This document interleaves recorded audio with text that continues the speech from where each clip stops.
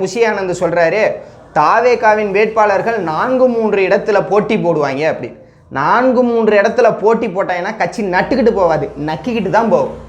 இந்திய சட்டம் 1951 பிரிவு 33(7) கீழ் ஒரு நபர் ஒரே நேரத்தில் 2க்கு மேற்பட்ட இடங்களில் போட்டியிட முடியாது. எது சட்டமன்ற தொகுதியில் போட்டியிட முடியாதுன்னு சட்டமே இருக்கு. இந்த அரசியல் தெளிவே கட்சியின் பொதுச் செயலாளர் புஷி ஆனந்துக்கு இல்லை.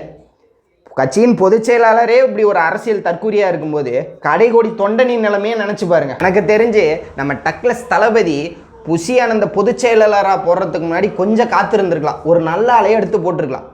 புஷி ஆனந்த பொதுச் செயலாளராக போட்டது வேலியில் போகிற ஓனான் எடுத்து வேட்டியில் விட்டுக்கிட்ட கதை தான். இவர் ஒரு பக்கம் இப்படி சொல்லிக்கிட்டு இருக்காரு, 3-4 தொகுதியில் வேட்பாளர்கள் நிற்பாங்கன்னு. ஒரு பக்கம் ஆதவ அர்ஜுனா கூட்டணிக்கு வருவாங்க, ஒரு மெகா கூட்டணி அமைப்போன்னு சொல்லிட்டு இருக்காங்க. ஒரு பக்கம் கொள்கை பரப்பு செயலாளர்லாம் அவங்க வராங்க, அவங்க மட்டும் இல்லை இவங்களையும் கூட்டுக்கிட்டு வராங்க அப்படின்னு அவங்க ஒரு பக்கம் உருட்டிக்கிட்டு இருக்காங்க. மொத்தத்தில் உருட்டுன்னு உருட்டிக்கிட்டு இருக்காங்க. ஆனால் தொண்டர்கள் எப்படின்னா அவங்களுக்கு ஒரு அரசியல் தெளிவும் கிடையாது.